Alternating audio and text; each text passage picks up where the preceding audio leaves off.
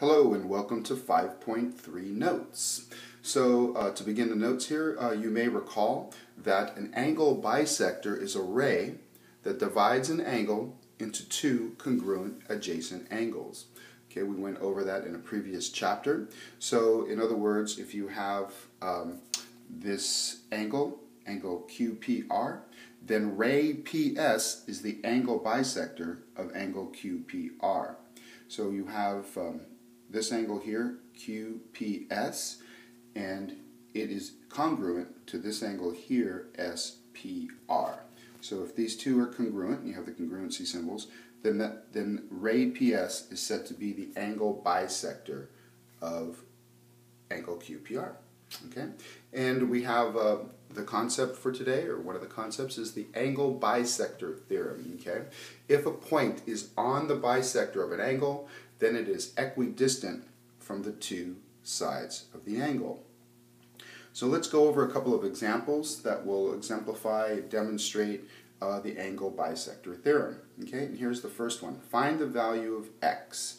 So in this problem, find the value of x, and here's kind of a little kind of a sneaky way of showing you that the two angles are congruent. They didn't give you the congruency symbols, right? Like they didn't do this, right?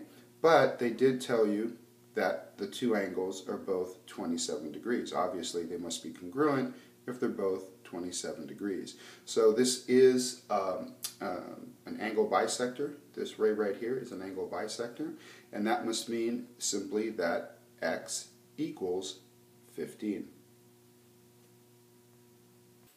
Okay, so moving on to problem 2. This is another kind of sneaky way of telling you that this ray here is an angle bisector.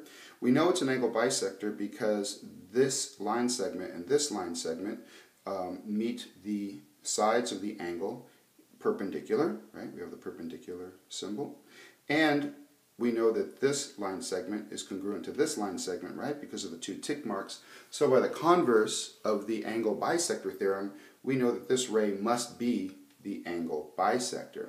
So if it's the angle bisector, then we have that 3x plus 5 is equal to 4x minus 6. Okay? And then we can just solve for that. So we can subtract x from both sides and get negative x plus 5 equals negative 6. And then subtract 5 from both sides, negative x equals negative 11. And so x must be 11. Okay, and in this last example, we definitely have that this is the angle bisector because we have the two congruency symbols. And we know then that 5x is equal to 6x minus 5 because 1, this is the angle bisector, and 2, it meets perpendicular. Okay, that's also an important criterion that needs to be met. These two line segments have to meet the sides of the angles in a perpendicular fashion. So we're all set to be able to say that 5x is equal to 6x minus 5. Okay? And then we can just solve for that and get negative x is equal to negative 5, and therefore x must be 5.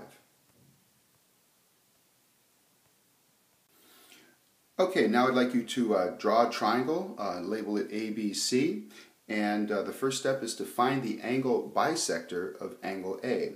So in class we discussed a couple of ways to do that, either by construction or drawing. And so you can choose any technique that you would like and construct an angle bisector of angle A. If you'd like, you can turn off or pause this presentation right now and give yourself some time to do that. But of course I will move on, and we have that this ray is the angle bisector of angle A. Okay? And now step 2 is to find the angle bisector of angle B. So again, you can use any technique you'd like. You can turn off or pause the presentation and do it yourself. And here's what I get when I do it. And then step 3 is to find the angle bisector of angle C. So again, you can pause this presentation again and find the angle bisector of angle C. I will move on, and this is what I get. So these are all 3 angle bisectors of triangle ABC, and as you can see, there is a point of concurrency. It all meets at a certain point, and that point has a name. It is called the incenter. So reading now, the point of concurrency of 3 angle bisectors of a triangle is called the incenter. The incenter always lies inside the triangle. So now I'd like you to put your compass needle on the incenter and put your pencil point on a side of the triangle such that you can draw a circle inside of the triangle. So again, you can pause this presentation and give that a shot yourself with your compass, but for sake of this presentation, I will move on. So I ask, can you do it? If not, why not? If so, what does that tell you about the incenter? That's more of a classroom discussion, more of a classroom dynamic. So again, with this presentation here, I'll just move on. The answer is that the incenter is equidistant from the sides of a triangle. So again, if you were in class, we would have explored that. You would have discovered that on your own, but for sake of this presentation, since I'm here by myself, we'll just move on. So again, this incenter is equidistant from the sides of the triangle. So if point P is the incenter, then, give me a moment. So point P right here is the incenter, and so what it's saying is that it is equidistant from the 3 sides. Obviously, it has to be perpendicular to that side. The shortest distance from a point to a line segment or a ray or a line is perpendicular. In other words, if I went here, that's going to be somewhat longer, right, than this one. Or if I went here, that would be somewhat longer than line segment PD. So line segment PD is the shortest way to go from the incenter, point P, to line segment AB.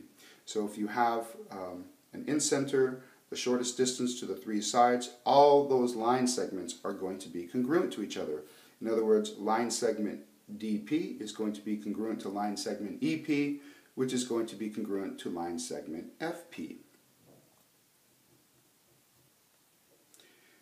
And here is my incenter. Okay, so I draw the, again, I put my needle at point P and the pencil on any side at point either D or E or F. And I will get a circle that is drawn within a triangle. So the circle is said to be inscribed within the triangle. Again, to scribe means to write. In obviously is in, so the circle is written inside of the triangle.